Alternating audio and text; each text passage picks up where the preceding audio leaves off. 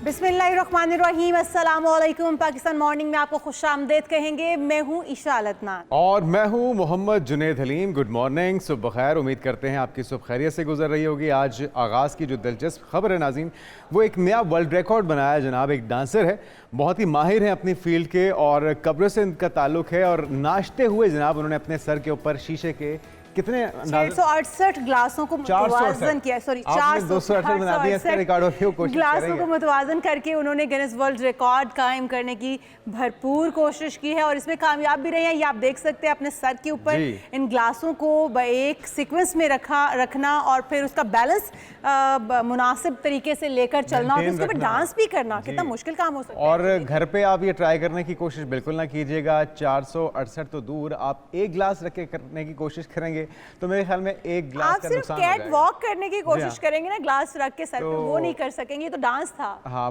Plastic का शीशे का गिलास है तो चल जाएगा।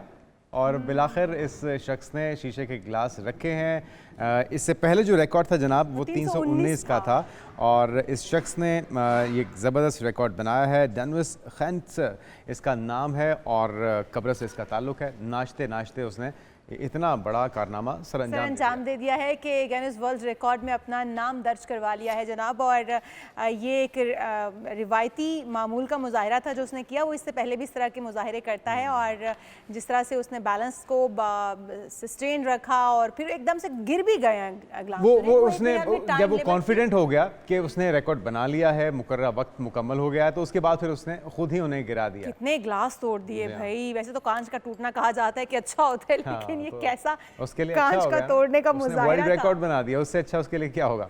बिल्कुल जी। अब हम अपनी टॉप 5 स्टोरीज की जानिब आ जाते हैं और सबसे पहले आज हम आपको बताएंगे कि PSL 10 के दिलचस्प मुकाबले जारी हैं। पॉइंट्स टेबल पर सूरत हाल क्या है, कौन सी टीम इस वक्त पॉइंट्स टेबल पर दिलचस्प होता जा रहा है काफ़ी मामला। जैसे जैसे मैचेस आगे बढ़ रहे हैं और फाइनल के करीब बढ़ रही हैं टीम्स, तो पॉइंट्स टेबल पे कौन आगे है, कौन पीछे है, कौन से मुकाबले हो चुके, कौन से होने बाकी हैं, इसका जायज़ा लेंगे। फिर बात करेंगे पहलगाम वाक़े की। सलामती काउंसिल में पाकिस्तान की सफारतकारी काम कर गई है जनाब और भारत को एक बार फिर से मुंह की खाना पड़ गई है। लेकिन कैसे, ऐसा क्या हुआ है, ये भी आपको बताएंगे। उसके बाद आपको बताएंगे दौरान हज सेहत की हिफाजत कैसे करें, इब्तदाई तिब्बी इमदाद में आपके पास क्या क्या होना चाहिए, इस हवाले से भी तफसील के साथ आपके साथ शेयर किया जाएगा।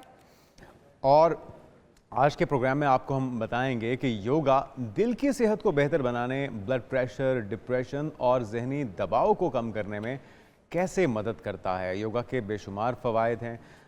नौजवान हों, बूढ़े, बुज़ुर्ग और ख़वातीन सभी इससे अपनी ज़िंदगी को चुस्त और तवाना बेहतर कर सकते हैं, सेहतमंद बना सकते हैं। लेकिन जहनी दबाव को किस तरह से, डिप्रेशन को किस तरह से ये कम करता है, इसमें बेहतरी लाता है, ये गुरु भी बताएंगे। और उसके बाद आपको बताएंगे सितारों की रोशनी में किन के लिए खुशियां और किन के लिए चैलेंजेस हैं।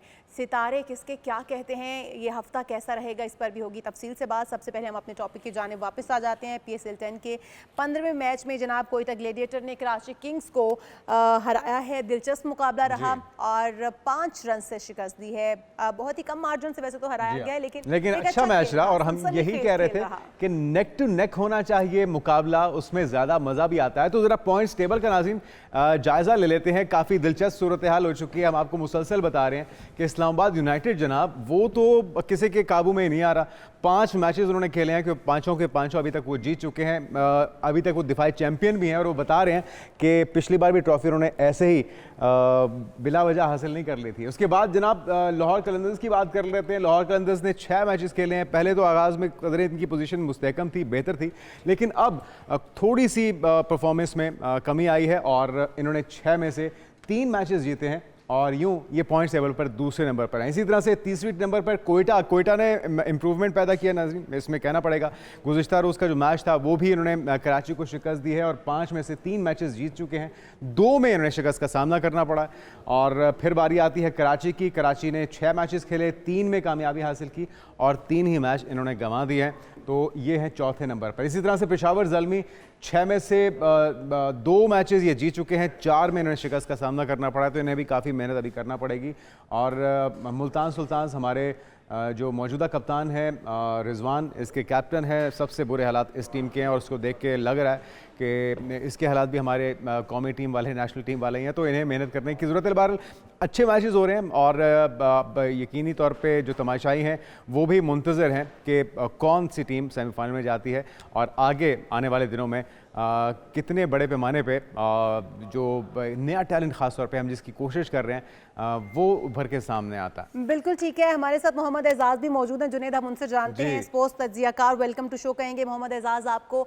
मोहम्मद एजाज, आप कल के मैच को खासा सनसनीखेज रहा है, किस तरह से रेट करते हैं? दोनों टीमों में मुकाबला तो बड़ा सख्त रहा है, लेकिन आपके नज़दीक कौन सी टीम जो है वो उसकी परफॉर्मेंस ज़्यादा अच्छी रही? फ़हीम अशरफ को किस तरह से आप लेते हैं, फ़हीम अशरफ की परफॉर्मेंस को?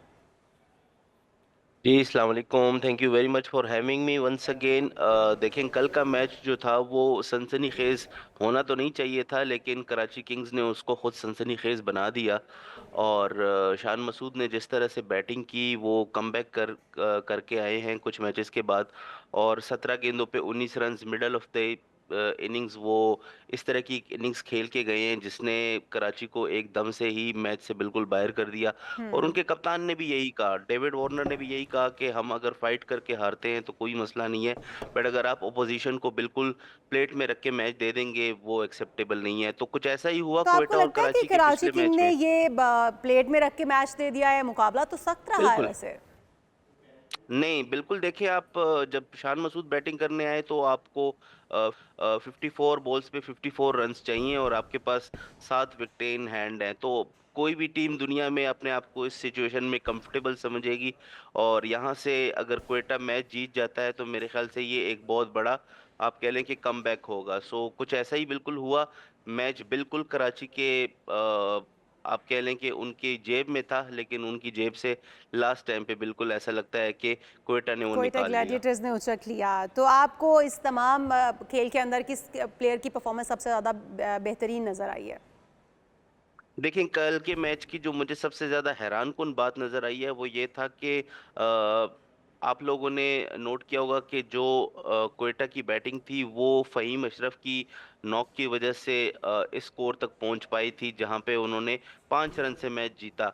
लेकिन जो मैन ऑफ द मैच था वो मिला अबरार अहमद को, जिन्होंने 4 ओवर किए और 15 रन दिए और 1 विकेट हासिल की।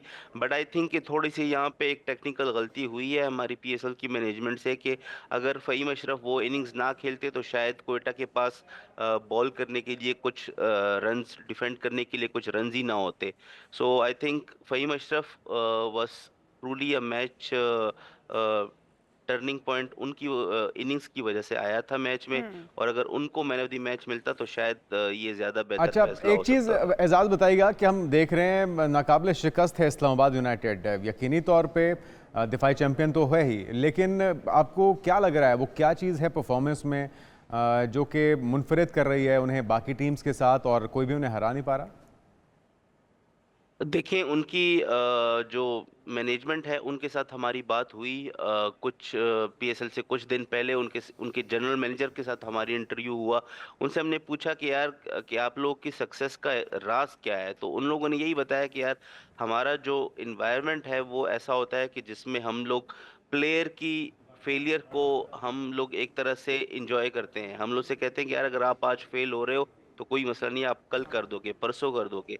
Till the end of the season हम हर प्लेयर को बैक करते हैं। सो जो इन्वायरमेंट उन्होंने बनाया हुआ है टीम के अंदर, वो कुछ ऐसा इन्वायरमेंट है कि जहाँ पे फेलियर्स को उस तरह से स्क्रूटनाइज नहीं किया जाता, उसके अच्छा ऊपर एजाज, उतना ज्यादा सिर्फ एनवायरनमेंट प्रेशर नहीं यकीनी डाला तौर पे जाता। एक बहुत ही आम फैक्टर है कि अच्छा ड्रेसिंग रूम का एनवायरनमेंट होगा, मैनेजमेंट की तरफ से कोई दबाव नहीं होगा, जो बुरा परफॉर्म भी करता है उसे बकअप किया जाएगा अगले बुरा परफॉर्म करने के लिए, इससे फ़र्क पड़ता है। लेकिन आपको लगता है कि सिर्फ एनवायरनमेंट से ही इतनी ज़बरदस्त परफॉर्मेंस हो सकती है या बैलेंस टीम भी है, तमाम शोबों में बॉलिंग हो, बैटिंग हो या फील्डिंग हो, वो आउट क्लास कर रहे हैं, वो बेहतर परफॉर्म भी कर रहे हैं?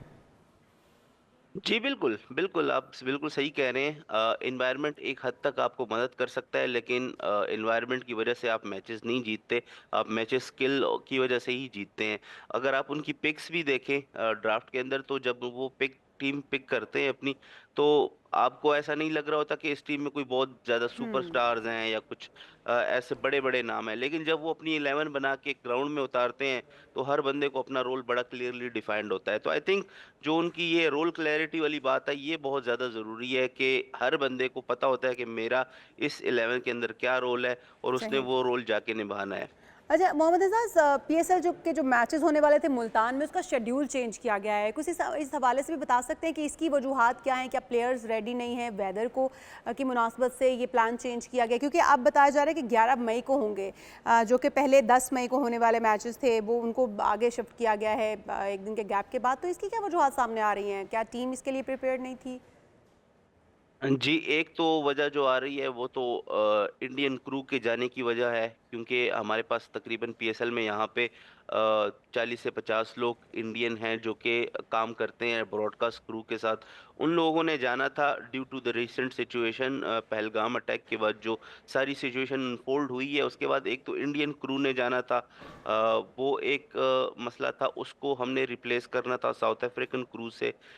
उसमें कुछ टाइम लगना था और इसके अलावा जो हमारा स्केड्यूल चेंज हुआ है, उसका एक मेन वजह ये भी है कि मुल्तान में जो है वो गर्मी डे मैचेस जो स्केड्यूल हुए थे वो एक तरह से पॉसिबल नहीं है, क्योंकि जो अच्छा, गर्मी का लेवल है इस वक्त हीट वेव बहुत ज़्यादा बहुत ज़्यादा है। मुल्तान में गर्मी की जो है शिद्दत वो को देखते हुए ऊपर भी है। मैच मुतासिर हुआ है। अच्छा मोहम्मद एजाज, बाबर आजम की बात करते हैं। बाबर आजम कल रात भी परफॉर्म नहीं कर पाए हैं और मोहम्मद आमिर उन पे बड़ी हम देखते हैं कि उन्हें प्रेशराइज करते प्रेशराइज करते हैं या फिर उन्हें घूरियाँ डालते हैं, जिसकी बिना पर बाबर आजम परफॉर्म नहीं कर पाते। क्या वजह है? क्यों वो इतना प्रेशर ले जाते हैं मोहम्मद आमिर का? देखें, आई डोंट थिंक कि प्रेशर है, कि वो किसी एक स्पेसिफिक बॉलर की वजह से प्रेशर में आए होंगे। वो एक बड़ा नाम है पाकिस्तान का, उनसे रन्स इस वक्त नहीं हो रहे, एग्रीड, लेकिन आई थिंक ऐसा कुछ नहीं होता कि आप किसी स्पेसिफिक बॉलर का प्रेशर ले जाते अच्छा, हैं। एक थोड़ा सा समटाइम्स ये होता है कि फैक्टर हमने ये भी देखा कि दोनों हैं तो पाकिस्तान टीम के प्लेयर ही रहे हैं, लेकिन जिस तरह से अटैकिंग बॉलिंग करवा रहे थे आमिर, एक बार उनके हेलमेट पे भी बॉल लगी, तो जिस तरह के वो आपस में बयानात भी उनके चलते रहे, एक सर्द जंग की तो चलती रही है, एक हिस्ट्री भी है ना उनकी आपस में क्लैश की। तो क्या लगता है कि बाबर आजम उनकी वजह से ही परफॉर्म नहीं कर रहे या वैसे ही आउट ऑफ फॉर्म हुए हुए हैं? क्या आपको लग क्या रहा है एग्जैक्टली?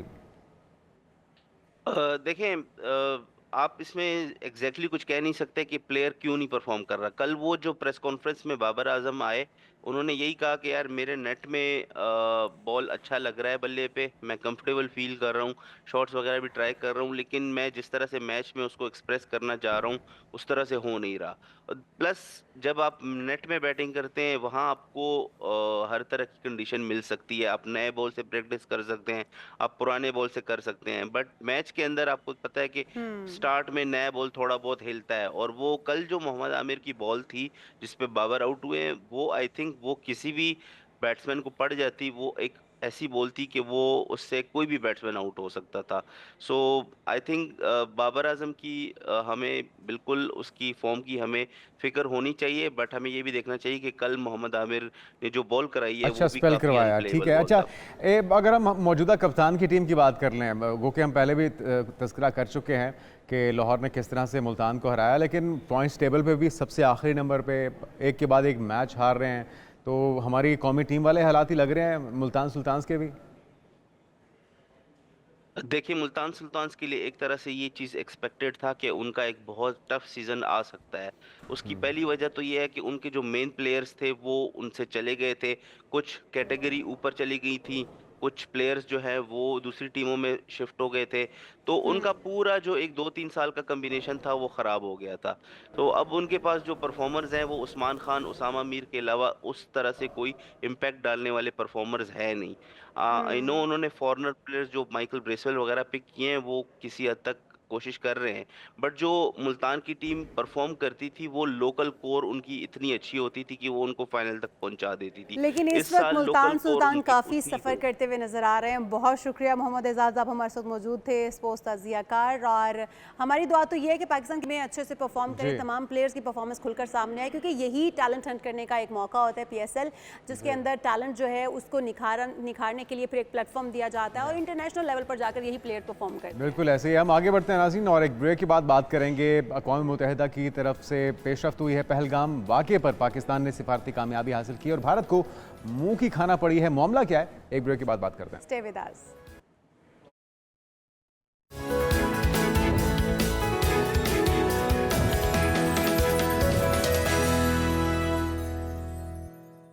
नाज़रीन वेलकम बैक। बात हो जाए कुछ पहलगाम वाक़े की। अक़वाम मुत्तहिदा की सलामती काउंसिल ने मकबूजा कश्मीर के इलाके पहलगाम में पेश आने वाले वाक़े की मज़म्मत की, तहम भारत की पाकिस्तान के खिलाफ जो ख्वाहिश है वो पूरी नहीं हो सकी है। बिल्कुल जी, पाकिस्तान की सिफारती कामयाब हो रही है और भारत हाथ मलता रह गया। उसकी वजूहत यह है कि जो कुछ बयान में शामिल करना चाहता था भारत, वो करवाने में नाकाम रहा है। अगर हम बात करें कि भारत पहलगाम वाक़या कहलवाना चाहता था, लेकिन इसको जोड़ा गया है मकबूजा जम्मू और कश्मीर के साथ, और मकबूजा जम्मू कश्मीर के अंदर ये वाक़या पेश आया, ये कहा गया है। और साथ ही साथ सिर्फ यही नहीं, बल्कि जो अल्फाज भी पाकिस्तान के खिलाफ इस्तेमाल करवाना चाहता था, मज़म्मती अल्फाज, वो इस्तेमाल नहीं किए गए हैं सलामती काउंसिल कमेटी की जानिब से।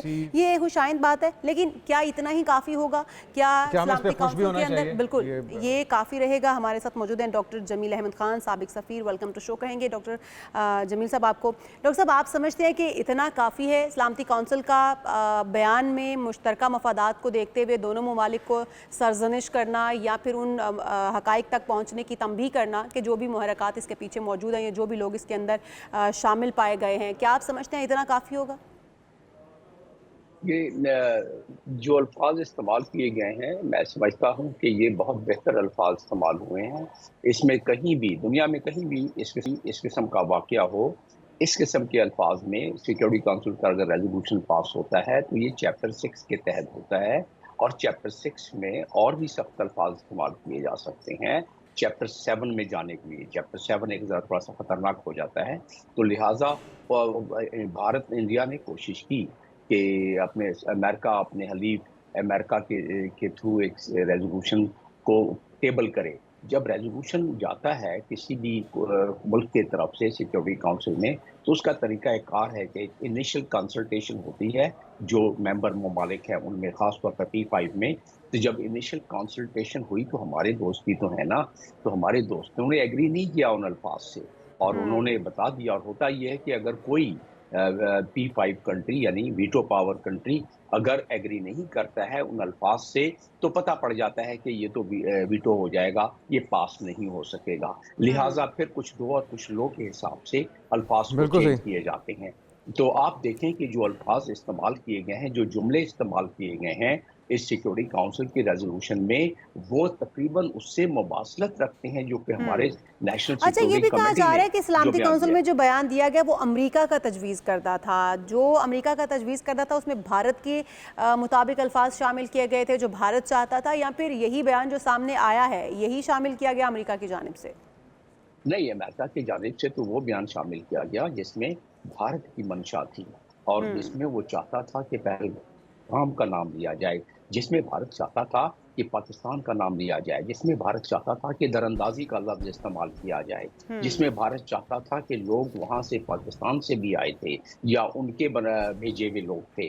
तो ये चीज़ें उनकी, लेकिन इसमें कामयाबी नहीं हो सकी और अक़वाम मुत्तहिदा की तरफ से एक बैलेंस बयान सामने आया जो कि खुशाइंद है। तो आपको लगता है कि इस पर पाकिस्तान की सिफारती कामयाबी से कहा जा सकता है? एक और जो चीज़ है, पाकिस्तान ने जो ऑफ़र की है गैर जानिबदाराना तहकीकात, शफाफ तहकीकात सानिया पहलगाम के हवाले से, और साथ में उन्होंने जाफिर एक्सप्रेस का भी कहा है कि उसमें भी एक न्यूट्रल कमेटी तमाम पहलुओं, तमाम फैक्ट्स का जायज़ा ले और किसी जो नतीजा उस पर पहुँचे। तो ये आपको लगता है कि एक अच्छी मूव है, एक ज़बरदस्त मूव है पाकिस्तान की तरफ से?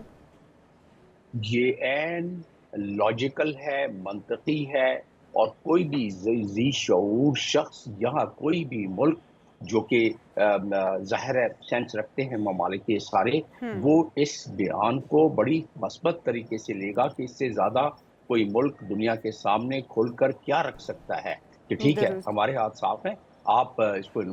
और ये बात मुझे खुशी की बात ये है कि ये प्राइम मिनिस्टर ने जो बयान दिया ये सिक्योरिटी काउंसिल के रेजोल्यूशन से पहले दिया, और इसका यकीनन जो हमारे दोस्त जब इन अल्फाज की तब्दीलियों के बारे में डिबेट और डिस्कशन हो रही थी प्री सिक्योरिटी काउंसिल फॉर्मल जो मीटिंग होती है उससे पहले कंसल्टेशन के दौरान, तो हमारे दोस्तों ने, चाइना ने खास तौर पर इस पे एक बहुत अहम किरदार अदा किया। यकीनन उसने ये इस मिसाल दी होगी कि पाकिस्तान तो कहता है कि आप इसको इन्वेस्टिगेशन कर लें, तो आप दुरुस्त। इसको सिक्योरिटी काउंसिल के अच्छा, रेजोल्यूशन में चाहें तो ये भी डॉक्टर डाल जमील दें। साहब, हमें इत्तेहादी ममालिक का साथ इस वक्त ज़रूरी भी है सिफारती कामयाबी हासिल करने के लिए, और जो कि हमने हासिल की भी।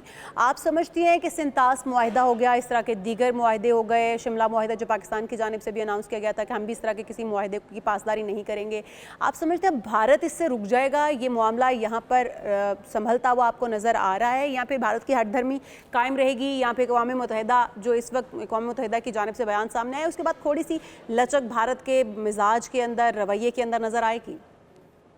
नहीं, देखिए, हमें एक चीज़ को जानना चाहिए कि भारत में इस वक्त हुकूमत मोदी की है, और मोदी की हुकूमत का मतलब है कि आरएसएस आइडियोलॉजी की जी। हुकूमत है, और उनका एक नज़रिया है, उनका एक वतीरा है, उनका एक तरीका है, उससे वो नहीं हटेंगे। वो शिद्दत पसंद लोग हैं, वो अपने मुल्क को भी शिद्दत पसंदी की तरफ लेके जा रहे हैं।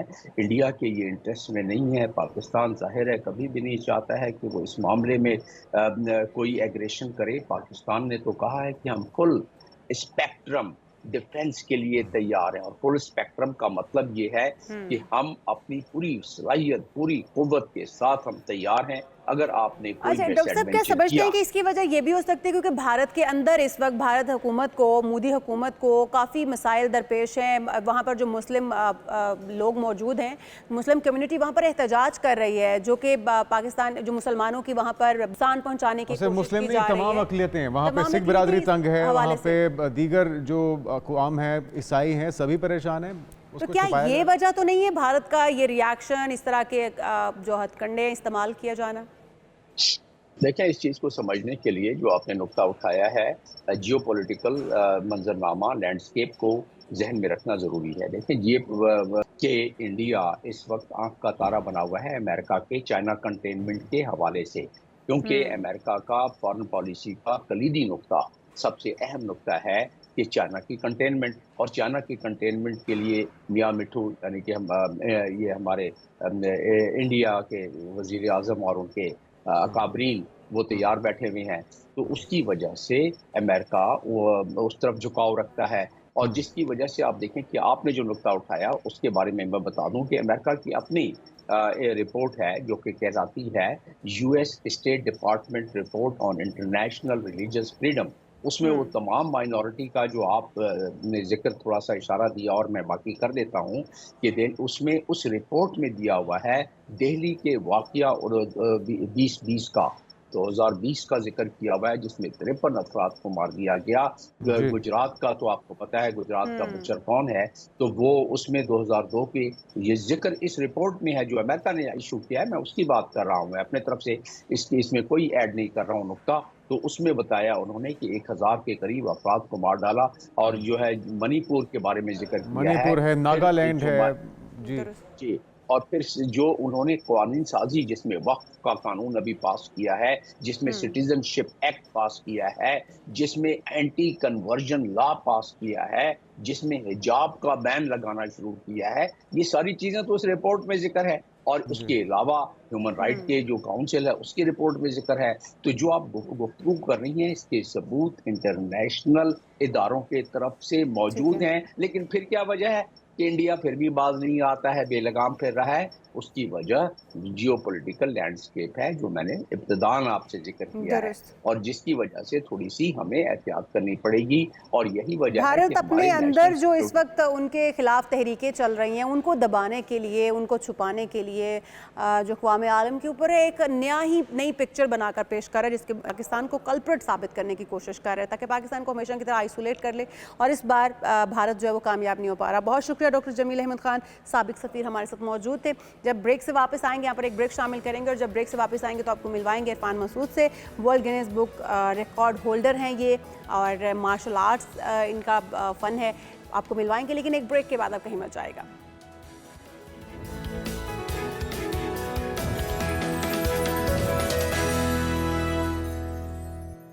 Welcome back. और अब बात हो जाए पाकिस्तान के नन्हे रिकॉर्ड होल्डर की। पाकिस्तानी मार्शल आर्टिस्ट हैं इरफान मसूद। 9 साल की कम अरसे में और उनके बेटे भी इसी तरह से बहुत ही टैलेंटेड हैं और उनके जो वालिद हैं इरफान महसूद वो भी बिल्कुल जी, बहुत 150 गिनीज वर्ल्ड रिकॉर्ड बनाने वाले ये इरफान महसूद हैं। इनका बेटा भी उतना ही कामयाब बच्चा है और उसने भी इसी तरह से मार्शल आर्ट में अपना नाम बनाया जिस तरह। लेकिन अभी उनके वालिद हमारे साथ मौजूद हैं Irfan Mehsud, welcome to show कहेंगे आपको। इरफान बताइएगा, 150 रिकॉर्ड अपने बना दिए हैं, किस तरह से मुमकिन हो पाया? और ये 100 पाउंड वजन के साथ 78 स्क्वाट्स का ये चाइनीज एथलीट के साथ आपने वर्ल्ड रिकॉर्ड अच्छा, स्क्वाट्स तो वैसे भी इतना टफ होता है कि एक दो लगाने बड़े मुश्किल हो जाते हैं। आपने मैं जुनैद से पूछ रही थी कि आप ये काम कर सकते हैं, मेरे तो बस की एक बात नहीं है, एक में नहीं लगा। मतलब 20 तक तो समझ में आती है, 150 कैसे कर लिए? ये अगर फिगर देख ले 150 तो बोलना आसान है लेकिन करना काफी मुश्किल है। 9 साल से लगातार मैं गिनीज वर्ल्ड रिकॉर्ड बना रहा हूँ और काफी टफ एक्सरसाइज वगैरह भी इसके लिए कर रहा हूँ। ये जो रिकॉर्ड है ये 73 स्क्वाट का रिकॉर्ड था और इसको बीट करना भी काफी मुश्किल था। वैसे सिंपल स्क्वाट करना मुश्किल होते हैं, आपके पास 60 सेकंड होते हैं, तो 73 स्क्वाट और 100 पाउंड वजन के साथ ये काफी डिफिकल्ट था, लेकिन इसके लिए मैंने प्रैक्टिस काफी ज्यादा की हुई थी और अल्हम्दुलिल्लाह 78 स्क्वाट करके ये रिकॉर्ड बीट किए। अच्छा, आपने 78 स्क्वाट्स किए इरफान, ऐसा ही है और इससे पहले जो चाइनीज एथलीट हैं उनके पास 70 स्क्वाट्स का ये रिकॉर्ड था। जी बिल्कुल 78। तो ये कितना अरसा लगा, कितनी मेहनत वाला काम था, कोई खास ट्रेनिंग थी? कोई खाने खास खाने पड़ते हैं, कोई खास किस्म के खाबे खुराकें होती हैं जिसके बाद आप इतने पुशअप्स लगा सकते हैं, इतनी अच्छी स्क्वाट्स लगा सकते हैं? क्या आप खाते हैं, आप क्या आपकी रूटीन है वो बताएं थोड़ा सा जुनैद भी, क्योंकि ये वर्ल्ड रिकॉर्ड कायम करना चाहते हैं। देखिए, खाने से अगर हर चीज मुमकिन होती तो इतने लोग खाते रहते हैं, उनसे कुछ नहीं होता, लेकिन ये है कि जज्बा होना चाहिए और साथ ये कि प्रैक्टिस कुछ ना कुछ जुनून होना चाहिए, लगन होनी चाहिए, फिर आप पॉसिबल से कुछ भी कर सकते हैं। लेकिन ये क्योंकि मेरी एक्सपर्टीज जो है वो वेट के साथ गिनीज वर्ल्ड रिकॉर्ड में पुशअप के मैंने 70 प्लस गिनीज वर्ल्ड रिकॉर्ड बनाए हैं। स्क्वाट के इससे पहले मैंने काफी रिकॉर्ड बनाए थे। तो डेली रूटीन हमारी जो होती है एक्सरसाइज वगैरह उसमें भी हमारी पुशअप स्क्वाट वगैरह मैं खुद भी करता हूँ, अपने जो स्टूडेंट्स हैं उनको भी करवाते हैं। अच्छा इरफान, आपके 20 और स्टूडेंट हैं, 20 आपके स्टूडेंट्स बताए जा रहे हैं जिन्होंने गिनीज वर्ल्ड रिकॉर्ड बनाया है। आपके तमाम स्टूडेंट्स ऐसे ही हैं आपकी तरह, मतलब टैलेंटेड है, परफॉर्मेंस ऐसी है कि वो इतना भारी भरकम वेट उठा के स्क्वाट्स लगा सकते हैं, या फिर वो इतने शानदार एथलीट हैं कि किसी भी मुल्क का जाके मुकाबला कर सकते हैं और रिकॉर्ड कायम कर सकते हैं? देखिए, जो स्टूडेंट हैं उनसे मैं ज्यादा वेट कैटेगरी के वेट के जो गिनीज वर्ल्ड रिकॉर्ड है वो नहीं करवाता रहता। उनको उनके रिलेटेड जो एक्सरसाइजेज हैं, क्योंकि वो मिक्स मार्शल आर्ट के फाइटर्स हैं, उनका जो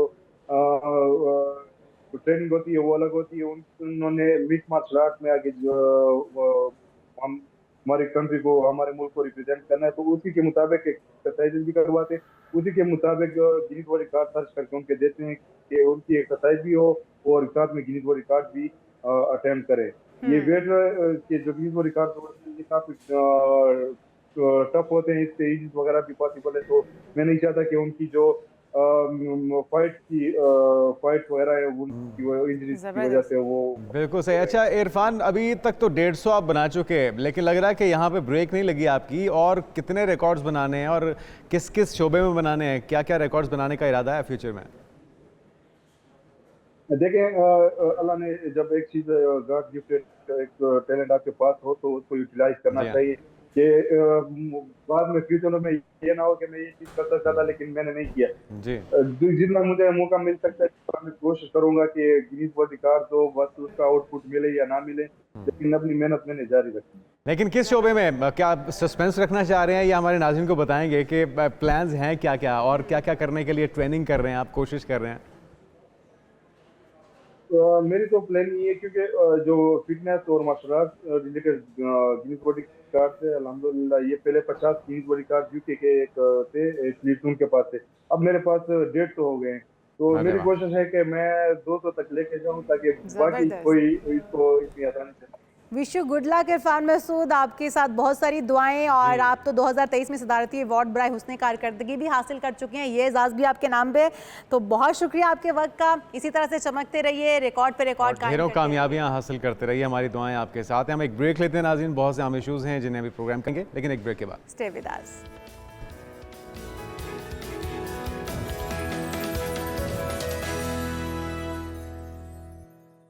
नाज़रीन वेलकम बैक। और अब आपको बताते हैं कि किस तरह से आप अपनी डिप्रेशन को, परेशानियों को चंद ही मिनटों की एक्सरसाइज से या क्या कहते हैं, योगा करके आप योगा इससे अपने आप को निजात दिला सकते हैं। अच्छा, योगा के बहुत सारे फ़वायद हैं। एक तो आप फ्रेश हो जाते हैं, एक्टिव हो जाते हैं, आपकी जिस्मानी सेहत अच्छी हो जाती है।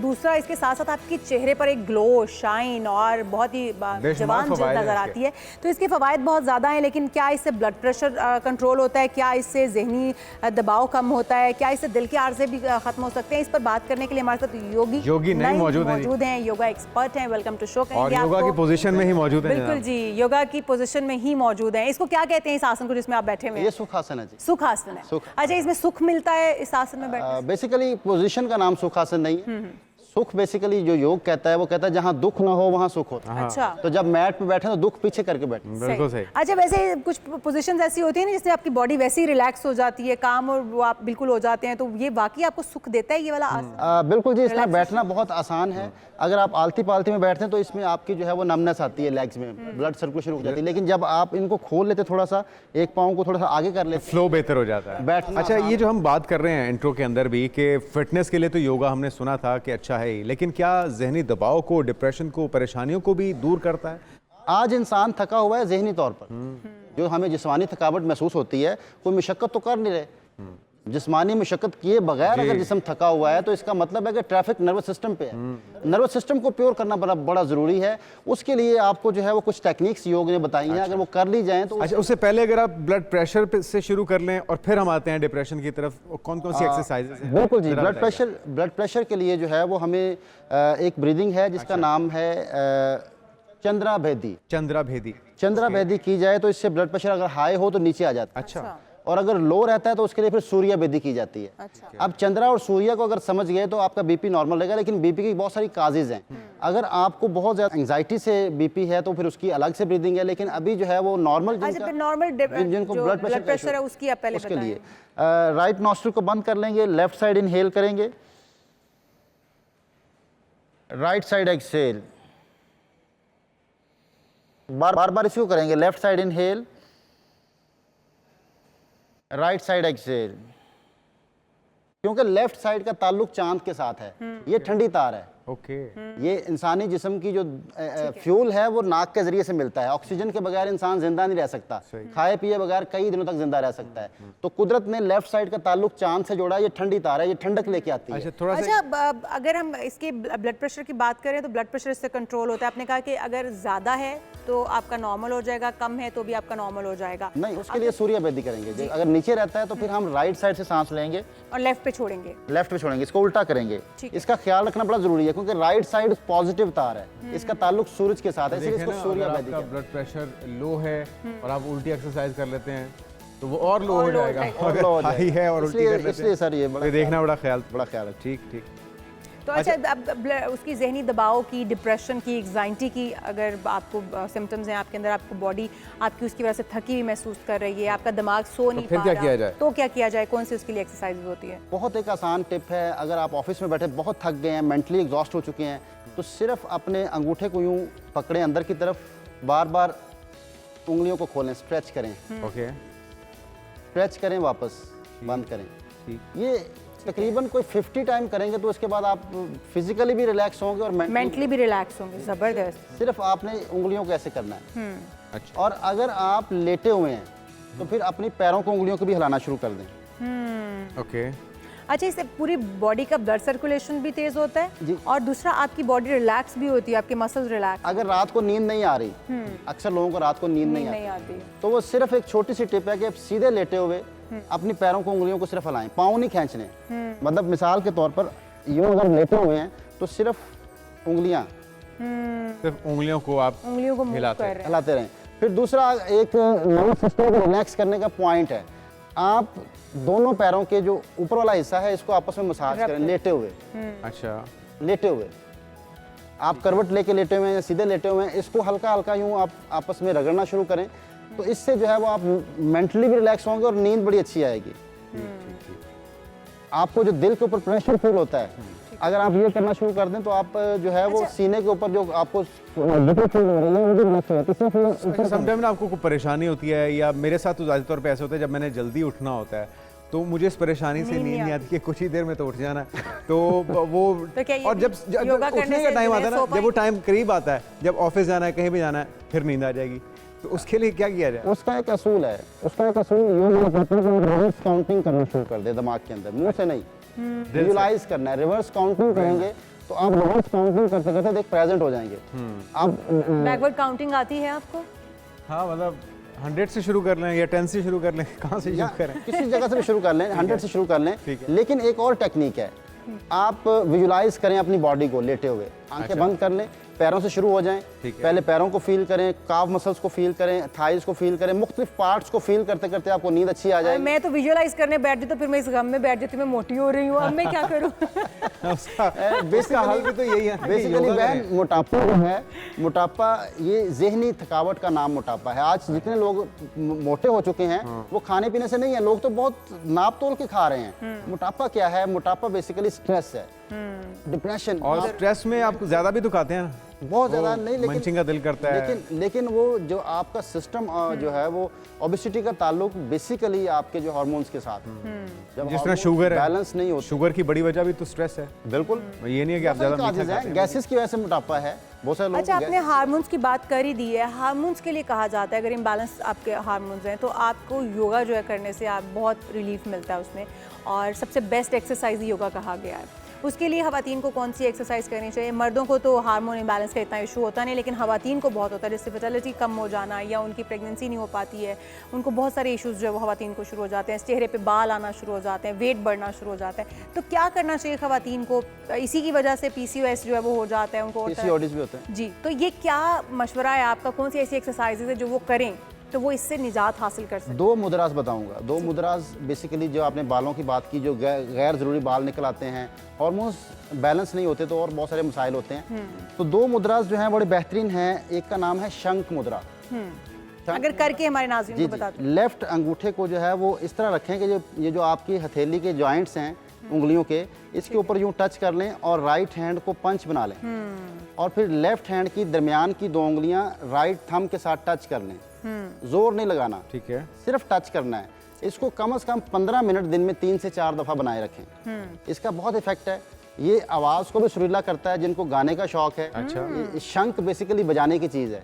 अच्छा, ये वो हमने देखा मूवीज में, हिंदी शंख वो बजा रहे होते हैं, सिप्पी टाइप का, शेल टाइप का होता तो इसीलिए इसका नाम भी शंख रखा है। ये शंख की शक्ल बन शंख जाती है। मुद्रा। ठीक ठीक, शंख मुद्रा, इसका नाम इसलिए बता रहा हूँ कि आप सर्च भी कर सकते हैं। हनुमान ने पकड़ा होता है।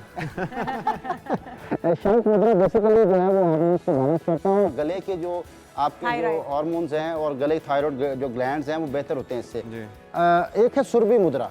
अच्छा, सुरभि मुद्रा करने का तरीका ये है कि आपने क्रॉस करना है, बांसुरी बजाने वो ये उंगलियों को क्रॉस करना है, ठीक है, टच करना है, मतलब इसको इसके साथ, इसको उसके साथ, ये क्रॉस कर लिया आपने यूं, मतलब छोटी उंगली को रिंग फिंगर के साथ और इस छोटी उंगली को रिंग फिंगर के साथ, ठीक है, इस बड़ी उंगली को इंडेक्स फिंगर के साथ और इस बड़ी उंगली को इंडेक्स फिंगर के साथ। ये सुरभि मुद्रा जो है ये भी हार्मोन्स को बैलेंस करता है। अच्छा, हार्मोन्स डिस्टर्ब होने की वजह क्या है, उसकी तरफ आते हैं। उसके पीछे भी डिप्रेशन आ जाता है। नहीं, मैं बताता हूँ। एक बहुत बड़ी प्रॉब्लम जो आजकल आम होती जा रही है, हम जो फिजिकली कर रहे हैं काम उसमें मेंटली इन्वॉल्व नहीं है। हार्मोन सॉफ्टवेयर है, ठीक है, जो कि दिमाग से केमिकल्स रिलीज होते हैं कुछ, फिर पूरी बॉडी में मुख्तलिफ जगहों पे रिलीज होते हैं। तो अगर आप मेंटली अटैच होते हैं जो फिजिकली कर रहे हैं तो हार्मोन्स बैलेंस होना शुरू हो जाते हैं। ओके, यानी कि हम ज़बरदस्ती कोई काम कर भी रहे हैं, हमारा इंटरेस्ट नहीं है, या कर रहे हैं तो हमारा ब्रेन उसके साथ मैच नहीं हम कर रहा। काम कुछ कर रहे हैं, दिमाग हमारा कहीं फिजिकली यहाँ मौजूद है, मेंटली कहीं और मौजूद है। छोटी सी एक मिसाल देता हूँ कि जब नमाज पढ़ते हैं तो हमारे दिमाग में बहुत सारी चीजें 50 चल रही तरह की सोचें चल रही होती हैं, और वो काम जो आपने भुलाया हुआ होता है वो भी उसी टाइम याद आता है, नमाज पे ध्यान नहीं है आपका। तो असल वजह जो हार्मोन्स इम्बैलेंस होने की वजह ये है कि हम अपने साथ मौजूद नहीं है, अपने आप से बिछड़े हुए हैं। जब आप अच्छा, हार्मोन इम्बैलेंस के लिए कहा जाता है कि जो चाइल्ड पॉज है अगर वो बना के आप रखें तो वो भी स्ट्रेस रिलीज़ करता है, क्योंकि बेसिकली स्ट्रेस रिलीज़ करने से आपके हार्मोन्स जो है वो नॉर्मल होते हैं। फिर कहा जाता है कि अगर आप मलासन में बैठें और उसका आप ज़्यादा से ज़्यादा मलासन में बैठने का आप वो रखें अपना ड्यूरेशन, तो उससे भी आपके हार्मोन्स जो है वो नॉर्मल होते हैं। तो इस हवाले से भी अगर हमारे देखने वालों को कुछ आप गाइड उससे बेहतरीन जो है वो आपको जो है ये बटरफ्लाई पोज अगर बैठ के करने के बजाय लेट के किया जाए तो इसका इफेक्ट ज्यादा आता है। अच्छा, लेट के भी किया था? माल आसन से ज्यादा इफेक्ट आता है। अगर आप लेट कर अपने इसको इस पोजीशन में बिना छोड़ दें घुटनों को, ठीक है, घुटनों को बिना छोड़ दें, ठीक है, और उसके बाद आपने बटरफ्लाई पोज बना के लेग्स को रेज भी करना है या सिर्फ ऐसी लेग्स मूवमेंट करनी है लेग्स की, ऐसे ही इसको? बिना छोड़ दें, बिल्कुल रिलैक्स लेते रहें। और ये कितनी देर तक? ये 5 मिनट। 5 मिनट। तो ऐसे ना हो ना कि कोई ऐसे ही सो जाए। नहीं, इससे ज़्यादा इफेक्ट आता है। ये ज़्यादा इफेक्टिव एनालिसिस है। तो आपने बिल्कुल स्ट्रेच रखना है इसको। ठीक। और जैसे हार्मोन्स के लिए जो आप एक्सरसाइज की बात करें, तो एक और मैं एक्सरसाइज बताता हूँ जिसके करने से जो है वो हार्मोन्स बैलेंस होते हैं। आप इस तरह बैठें, पैरों को वी शेप कर लें और अपनी बॉडी को स्ट्रेच करें आगे की तरफ। Hip up hip down. जी जी। लेकिन अपनी सेहत को और अपनी फ्लेक्सिबिलिटी को देखते हुए, यूँ ना हो कि आपको चुप पड़ जाए। नहीं, मैं कर लेती हूँ। मेरी बॉडी में इतनी फ्लेक्सिबिलिटी है। नहीं, मैं देखने वालों को कह रहा हूँ हाँ, कि हर बंदा अगर आप ट्राई लोग ना ये करे, करना आहिस्ता चाहते हैं आहिस्ता यूज टू करें बॉडी को। हार्मोन्स के लिए एक और बेहतरीन जो टेक्निक है वो है खरगोश का आसन। अच्छा, रैबिट पोज। ये इसका फायदा बता के जल्दी से करें, फिर हम ब्रेक पे जाएंगे। जी, रैबिट पोज के लिए जो है वो आपने अपनी एड़ियों को पकड़ना है और अपने माथे को घुटनों के दरमियान में लेके आना और हिप्स को ऊपर उठा लें। ये तो काफी मुश्किल काम लग रहा है। नहीं। अच्छा, आपको पता है ये तो आप जैसे नमाज में सजदे में जाते हैं, सिर्फ अपने हाथ पीछे बेंड करने हैं, अदरवाइज आपने जैसे सजदे की पोजीशन में आप जाते हैं इस तरह से अपने करना है। और इसी तरह से इसका फायदा क्या है? नहीं भाई, हार्मोन बैलेंस के लिए। हार्मोन्स को बैलेंस करने के। थैंक यू सो मच, बहुत शुक्रिया आपका। और ये जितने आसन इन्होंने बताए हैं इस पे अमल कर लीजिए, बहुत से मसाइल दूर हो जाएंगे। बाकी चीज़ों के लिए दोबारा इनको जहमत देंगे। आपका बहुत शुक्रिया नहीं भाई। और हम आगे कुछ बढ़ते हैं। हज की बात कर लेते हैं नाज़रीन। हज की फ्लाइट्स का आगाज़ होने जा रहा है और बहुत ही अहम रुकन है इस्लाम का, 5वां अहम रुकन माना जाता है। अरकान खमसा में से 5वां रुकन है और इसकी फर्जियत कुरान करीम और सुन्नत नबी सल्लल्लाहु अलैहि वसल्लम से साबित है। बिल्कुल जी। हज साहिब इस्तात मुसलमान आकिल बालिग आज़ाद मर्द और औरत पर ज़िंदगी में एक मरतबा फ़र्ज़ है। जिस पर हज फ़र्ज़ हो जाए उसे उसकी अदायगी में जल्दी करनी चाहिए। तो अब क्योंकि ये दिन, ये महीने, ये हज का मौसम और हज के दिन शुरू हो चुके हैं, उम्मत मोहम्मदिया के लाखों अफराद जो है दुनिया के कोने कोने से फ़रीज़ा हज की अदायगी के लिए इस वक्त हरम काबा शहर मक्का के जानिब रवाना है और पाकिस्तान से भी बहुत से हुज्जाज कराम रवाना होंगे। इन ज़ायरीन हरम को ये मुक़द्दस सफ़र और अजीम इबादत मुबारक हो। लेकिन ज़रूरत इस अमर की है नाज़रीन कि ज़ायरीन हरम हुज्जाज कराम को इस सही में अपनी तमाम तर तौजीहात और मकासद हज और ज़ियारात काबा पर रखनी होंगी, अपना फोकस करना होगा, जिसकी हम बात पिछले सेगमेंट में भी कर रहे थे कि हम कर तो कुछ और रहे होते हैं लेकिन हमारा दिमाग, हमारा माइंड कुछ और कर रहा होता है। तो अपने जिसको कहते हैं ना खुशू खुजू के साथ, पूरे फोकस के साथ, ध्यान के साथ और अल्लाह ताला की खुशनुदी के लिए हमें। अच्छा, वैसे तो अल्लाह के घर पे जाके जुनेद आप सारी दुनियावी चीज़ें भूल जाते हैं। है ना, शैतान है, काम करता है बिल्कुल ऐसे। और कुछ लोग तो वहाँ जाकर भी नहीं भूलते। हज के अंदर, उम्रे के अंदर आपको बहुत सी चीज़ों का एहतराम करना होता है, वरना आपके ऊपर दम वाजिब हो जाता है और वो आपको अच्छा खासा अमाउंट भी आपको उसको अदा करनी पड़ती है, बकरा या आपको दुम्बा करना पड़ता है ज़िबा। और वैसे भी आपके सवाब के अंदर भी कमी होती है। आपको किसी का झगड़ा नहीं करना, आपको किसी जानदार को मारना, सब्र और तहम्मुल से काम लेना है, आपको कंगा नहीं करना, बाल को टूटने नहीं देना। तो ये सारी चीज़ें हैं जिनका आपने ख्याल रखना। लेकिन हम क्या करते हैं, वहाँ जाके भी अगर अल्लाह के घर पे भी कोई मुनाफिकत का मुजाहिरा कर रहा है कि वो दिल में कुछ और लेकर गया है, कहते हैं दूसरों को माफ़ करके और फिर उस तरह से आप फिल्टर करके इस जगह पर जाएं। बिल्कुल अपने अब आप खुद सेहतमंद हैं, आपके दिल का सेहतमंद होना बहुत ज़रूरत है। उसके अंदर से जो मैल है, मिलावट है, उसको निकाल कर वहाँ अल्लाह के हजूर पेश होना। अच्छा, दो चीज़ें हैं, एक आपने फिजिकली भी स्ट्रांग होना है और खुद को इसके लिए तैयार करना है, मेंटली भी तैयार करना है। अगर आप बैठे बैठाए हज पे रवाना हो जाते हैं तो आपको बड़ी तकलीफ का सामना करना पड़ सकता है, बड़ी मुशक्क़त का काम है। इतने सख्त मौसम में इतने किलोमीटर, कई मील तक चलना वहाँ पे, वो एक टफ काम है। उसके लिए भी तैयारी करनी है और दिल को भी दिमाग को भी उसके लिए तैयार करना। और जब आप पर हज फ़र्ज हो गया तो जितनी जल्दी हो सके ये फरीज़ा सर अंजाम दे दीजिए, बजाय इसके कि जब आप बीमारी या आप बूढ़े हो जाएं उस वक्त आप हज के लिए जाएं, क्योंकि ये एक मुशक्क़त का काम है। अल्लाह ताला ने इसमें बहुत सारी आसानियाँ अल्लाह ताला आपको दे, और हमारी तरफ से बहुत सारी मुबारकबाद जो इस बार जो है वो हज के लिए जा रहे हैं। बिल्कुल, और डॉक्टर कैसर सज्जाद हमारे साथ मौजूद होंगे और माहिर अमराज़े नाक कान गला हैं। डॉक्टर साहब आपको वेलकम कहेंगे। ये जो सारी चीज़ें हैं, किस किस चीज़ का ख्याल रखना है ख़ास तौर पे हज के मौके पे, क्योंकि पूरी दुनिया से वहाँ पे आए होते हैं हुजाजे कराम, तरह तरह के वायरसेस होते हैं और नाक कान गला ज़्यादा मेडिकल की जो असिस्टेंस है वो ऑब्वियसली एक बड़ा चैलेंज होता है सऊदी हुकाम के लिए, गवर्नमेंट के लिए भी, कि हर एक किसी को केटर कर सके। तो फौरी तौर पे क्या क्या चीज़ें हम कर सकते हैं, लेकिन बचें कैसे इन वायरसेस से, इन बीमारियों से, इन चैलेंजेस से? बिस्मिल्लाहिर्रहमानिर्रहीम, बहुत शुक्रिया आपका। और देखिए, ये बहुत इम्पोर्टेंट बात है कि हम इतना इम्पोर्टेंट एक सफ़र पे जा रहे होते हैं। एक फरीज़ा हज जो है वो एक काम होता है कि इसमें अगर आपकी तबीयत ख़राब हो जाए या कोई भी लम्हा आपका छूट जाए जो कि आप चाहते हैं कि उस लम्हे को यूटिलाइज करें वहाँ पे, वो बहुत अफसोस होगा आपको ज़िंदगी भर। तो उसके लिए ज़रूरी है कि जो बेसिक दवाइयाँ हैं वो अपने साथ लेकर जाएं, जो उसका तरीक़ेकार है कि वो किसी भी ऑफिशियल डॉक्टर के साथ जो है वो लिख कर प्रिस्क्रिप्शन उसके साथ रखें, और उसके बाद उसकी दवाइयों को लेकर उसको सील करवा कर फौरी तौर पे वहाँ ले जाएं। और वो दवाइयाँ ज़्यादातर ये होती हैं कि जिस्म में दर्द हो गया, बुखार की कुछ दवाइयाँ होती हैं, कुछ आपके जो फैमिली डॉक्टर्स होते हैं उनको पता होता है कि आप बार बार किन बीमारी में मुब्तला होते हैं, उसकी दवाइयाँ होती हैं। अच्छा डॉक्टर साहब, एक तो वो वायरल इन्फेक्शन होते हैं ना, जो कि जिस तरह से नाक कान गला खराब हो जाना, और फिर बहुत सारे लोग एक ही जगह पर रह रहे होते हैं तो आपको वायरल इन्फेक्शन हो जाते हैं। पाँव का दर्द हो जाना, जिस्म का दर्द करना, क्योंकि वहाँ पर जिस तरह से आपने पैदल चलना बहुत ज़्यादा होता है, एक जगह से दूसरी जगह आपने इबादत करने जाना होता है, तो उसमें आपका जो सफ़र होता है वो आपको थका भी देता है। उसके लिए क्या कुछ करना चाहिए, क्या उससे बचा जा सकता है, किस तरीके से, कौन सी तरकीब होनी चाहिए, वो भी थोड़ा सा गाइड कीजिएगा। जी हाँ, मैं यही बता रहा था कि जब आप जाते हैं तो वहाँ पे ये तमाम चीज़ें होती हैं, तो उसके लिए बहुत ज़रूरी है कि आपको एलर्जी की दवाइयाँ, बुखार की दवाइयाँ, जिस्म में दर्द होता है उसके लिए, या आपको डिहाइड्रेशन हो सकता है, पानी की कमी हो सकती है, तो उसके लिए ORS के कुछ पैकेट ज़रूर रखें। तो ये वो चीज़ें हैं जिसके लिए आप वहाँ जाएं, जिसके साथ आप वहाँ जाएं।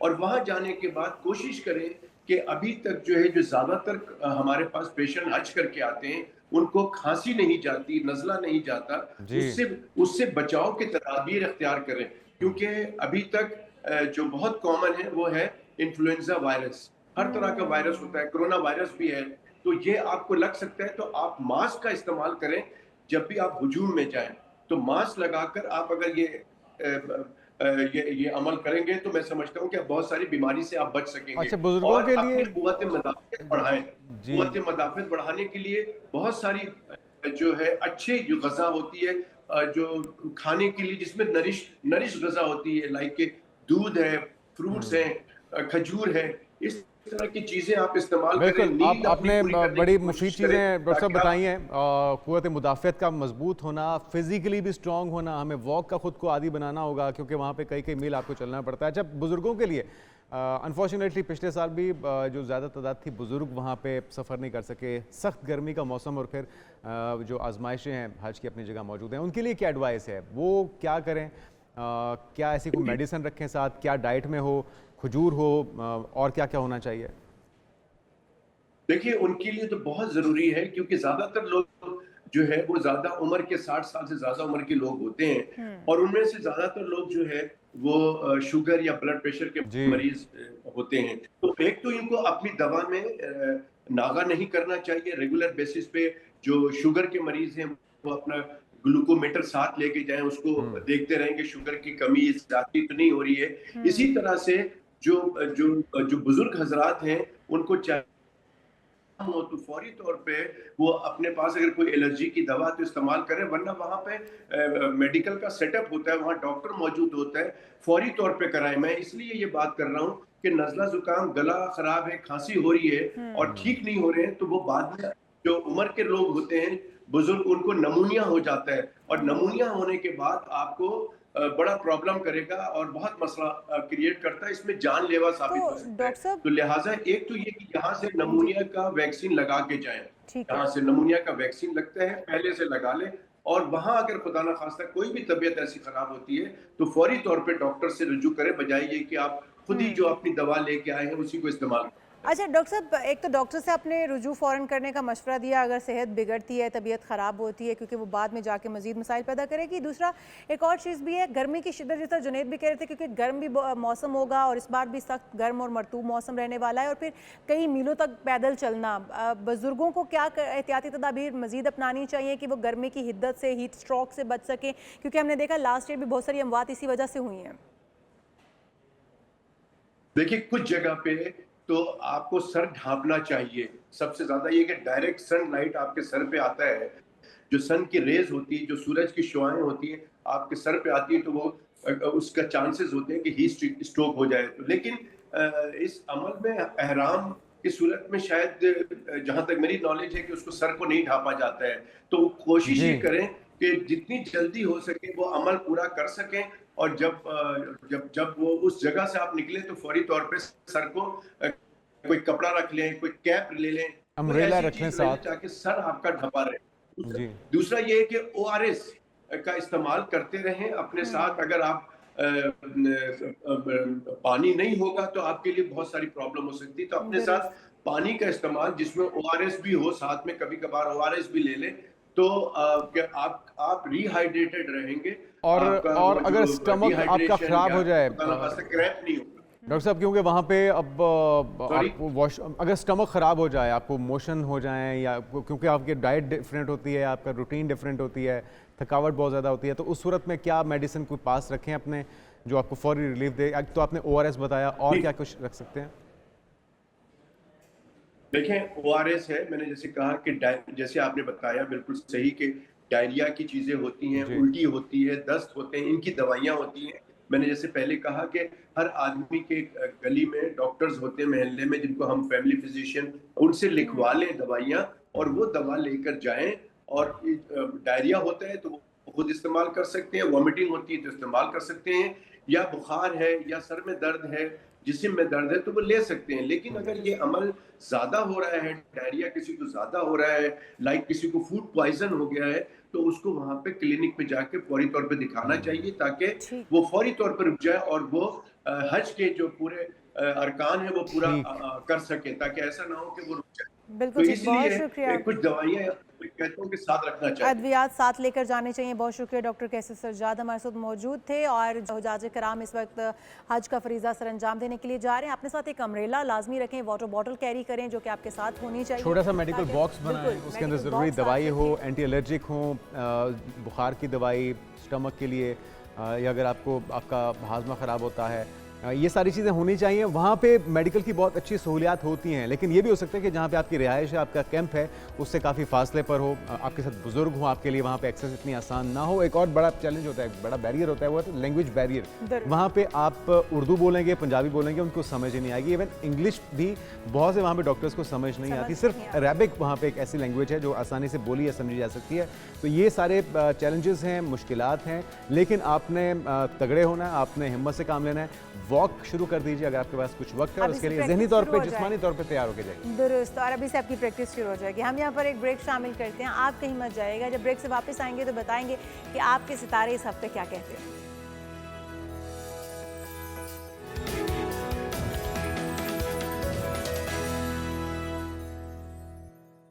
प्रोग्राम में एक बार फिर से आपको खुशामदीद कहते हैं और बात करते हैं मौसम की, जो कि अपने तेवर बड़ी तेज़ी से बदल रहा है। मौसम गर्म और मरतूब होता चला जा रहा है। हम पूरे पाकिस्तान की बात करें, वैसे तो हर शहर में इस वक्त गर्मी पड़ रही है, लेकिन औलिया कराम का जो शहर है मुल्तान, वहाँ ज़्यादा, वहाँ पे ज़्यादा, वो वैसे भी मशहूर है अपनी गर्मी के लिए, और अब उसके असरात आना शुरू हो चुके हैं। आपको पता है PSL के मैचेस मुल्तान में, वो भी ट्रांसफर कर दिए गए, लाहौर मुंतकिल हैं। गर्मी बहुत है, किस तरह से इंटरनेशनल प्लेयर्स वहाँ पे खेल सकेंगे, मैचेस कैसे हो सकेंगे। और वहाँ पे अगर देखा जाए ना, हम कोशिश करेंगे नाज़रीन से वो पिक्चर्स शेयर करने की। नाज़रीन मैचेस तो मुल्तान से लाहौर आ ही गए, लेकिन कंक्रीट का जंगल बन चुका है पूरा मुल्तान शहर। वो जहाँ पे कभी आम के बागात होते थे, कभी ग्रीनरी होती थी, लोग सुख का सांस लेते थे, लेकिन वहाँ पे अब वही कंक्रीट के जंगल तो क्लाइमेट चेंज की वजह है। जो गर्मी की शिद्दत इस वक्त हिद्दत बढ़ रही है, इसकी वजह भी यही है। अंजुम नज़ीर ज़ैगम साहब हमारे साथ मौजूद हैं, उनसे जानते हैं कि इस वक्त सूरत हाल क्या है, कितनी गर्मी पड़ने वाली है। वेलकम टू शो कहेंगे अंजुम नज़ीर साहब आपको। अंजुम साहब, मुल्तान में इस वक्त गर्मी की शिद्दत कितनी होने जा रही है, क्योंकि हम देख रहे हैं कि वहाँ से मैचेस ट्रांसफ़र करने पड़े, क्या इस कदर गर्मी है वहाँ पर मुल्तान में? जी बहुत शुक्रिया। बात ये है कि ऑफ कोर्स गर्मी का मौसम चल रहा है और हीट वेव चल रही है इस वक्त सिंध और साउथ पंजाब और सेंट्रल पंजाब में। जी अंजुम साहब से भी हम दोबारा रब्ता करने की कोशिश करेंगे। और ये अलमिया है, ये ख़तरे की घंटी है। आज हमें खुशहाली का सामना है, हमने गलतियाँ की हैं। इसी तरह से जी अंजुम साहब अपनी बात मुकम्मल कीजिएगा। जी बिल्कुल, इसी वजह से जब आपको पता है मुल्तान वैसे ही गर्म हमारा शहर है, तो ऑफ कोर्स की बात है कि पीएसएल में हमारे पास सिर्फ हमारे खिलाड़ी नहीं हैं, बैनुल अक़वामी खिलाड़ी भी हैं। तो जब आप इतनी धूप में मैच खेलेंगे तो डिहाइड्रेशन भी हो सकती हैं, हेल्थ इश्यूज भी हो सकते हैं। आई थिंक इसी वजह से जो है वो पीएसएल के मैचेस मुल्तान से जो है वो लाहौर शिफ्ट किए गए। अच्छा, इस बार कितनी गर्मी की रिकॉर्ड की जा रही है मुल्तान के अंदर, क्योंकि हम देखें तो मुल्तान तो वैसे भी एक गर्म शहर कंसीडर किया जाता है, तो क्या इस बार गर्मी की शिद्दत कुछ ज़्यादा है पहले से? जी इस साल पहले भी ये फोरकास्ट कर दी गई थी कि मामूल से दर्जा हरारत ज़्यादा रहेंगे और ऑफ कोर्स ऐसे ही चल रहा है। मामूल जो आपका औसत दर्जा हरारत है, तकरीबन मुल्क भर में 2 से 4 डिग्री दर्जा हरारत ज़्यादा ही चल रहा है। यही सिचुएशन जो है वो मुल्तान के साथ भी है, तकरीबन 44 डिग्री सेंटीग्रेड के आसपास जो है वहाँ का दर्जा हरारत रह रहा है, जिसकी वजह से जो है वो गर्मी की शिद्दत ज़्यादा है। तो कितने दरख्त लगाने होंगे इस गर्मी को वापस नॉर्मल जगह पे लाने के लिए? कितनी मेहनत करनी होगी? हुकूमत की जिम्मेदारी तो है ही, लोग क्या करें इसके लिए? कितने कितने एक बंदे की जिम्मेदारी है दरख्त लगाना? देखिए जी सिंपल सा हल है इसका, कोई हार्ड एंड फास्ट नहीं है, कोई रॉकेट साइंस नहीं है। सिंपल हम प्लांटेशन ड्राइव तो चलाते हैं, लेकिन उसके बाद हम भूल जाते हैं कि जो हमने पौधा लगाया था उसकी सिचुएशन क्या है। इसका सबसे आसान हल ये है कि हर शहरी सिर्फ एक पौधा लगाए और उसकी आबियारी करके उसको दरख्त बना दे, तो ये हमारे मसले काफी हद तक हल हो जाएंगे। यानी कि मुल्तान की लगभग 50-55 लाख आबादी है, तो अगर इतने ही दरख्त लग जाएं तो बड़ा फ़र्क पड़ सकता है, बड़ी उसमें बेहतरी आ सकती है। लेकिन आपको लगता है कि और कुछ फैक्टर्स भी हैं, और कुछ इक़दामात भी हो सकते हैं जिससे बेहतरी लाई जा सके? देखिए सबसे पहले तो ये है कि जितना आप प्लांटेशन करेंगे उतना आपके लिए बेहतर है। अगर आप मुल्तान को देख लें, आज से 10 साल पहले 12 साल पहले तो वहाँ पर बहुत सारे दरख्त होते थे, लेकिन अब हमने जो है वो हाउसिंग स्टडीज के लिए या आबादी के लिए जो है बहुत ज्यादा ग्रीनरी को खत्म कर दिया है और मुल्तान के आसपास आपको वैसे दरख्त नहीं नजर आते जैसे कभी हुआ करते थे। तो तो ये भी बताइएगा अंजुम नज़ीर साहब कि इस बार क्या बारिश मुतवक्के है इन डेज में, या आगे आने वाले दिनों में बारिशें मुतवक्के हैं मुल्तान के अंदर, जिससे टेम्परेचर में कदरे कोई बेहतरी आ सके? इसका जवाब भी दीजिएगा, साथ साथ हम अपने नाज़रीन को पिक्चर्स भी दिखाते हैं किस तरह से मुल्तान को कंक्रीट का जंगल बनाया गया है और किस तरह से जुल्म हुआ है मुल्तान के शहरियों के साथ। ये भी हम अपने नाज़रीन को दिखा रहे हैं। जी अंजुम साहब बताइएगा कि बारिशें कितनी मुतवक्के हैं, जिस तरह विशाल पूछ रहे हैं? देखिए जी 1 मई से एक मगरबी हवाओं का बारिश बरसाने वाला सिलसिला मुल्क को मुतासर करने जा रहा है। इसका ज़्यादा इम्पैक्ट तो मुल्क के शुमाली इलाकों की तरफ भी होगा, ताहम वस्ती पंजाब और जनूबी पंजाब में भी इससे बारिश के इम्कानात मौजूद हैं और मुल्तान ऑफ कोर्स सी बात है साउदर्न पंजाब में आता है, तो इस दौरान जो है वो गरज चमक और गर्द आलू तेज़ आंधी के साथ बारिश के इम्कानात मौजूद रहेंगे।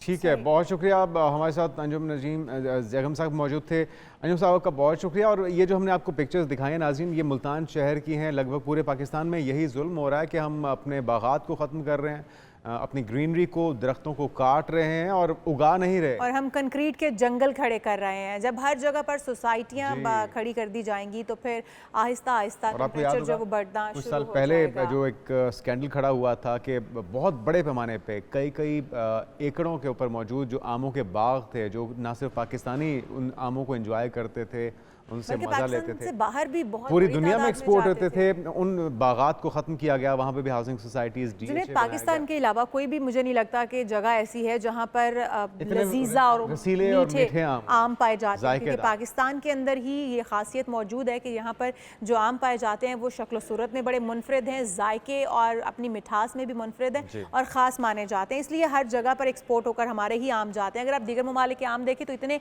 बुरी शक्ल के और इतने बड़े हैयत के होते हैं कि वो लगता ही नहीं है कि वो आम है। तो लेकिन हमने अपनी गलतियों की वजह से अपने आमों के बागात ख़त्म कर लिए, वहाँ पर हमने एक कंक्रीट का बड़ा जंगल खड़ा तो ख़ास तौर पे मुल्तान के लोग और बिलखुसूस मुल्तान के लोग कह लीजिए, बिलउमूम पूरे पाकिस्तान के लोगों को, हर शख्स को अपनी ज़िम्मेदारी को पूरा करना है, दरख्त लगाइए ताकि क्लाइमेट चेंजेस के और मौसमी असरात से हम बच सकें। बिल्कुल जी, प्रोग्राम का वक्त खत्म हो चुका है, हमें इजाज़त दीजिए, कल फिर आपसे मुलाकात होगी, तब तक के लिए अल्लाह हाफ़िज़।